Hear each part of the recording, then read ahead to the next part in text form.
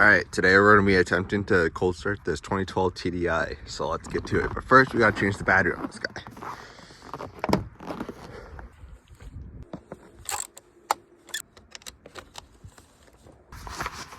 Holy crap, boys. It's just like a frozen wonderland here. Dang. Eventually we'll get to that, but let's see what we're cooking with here.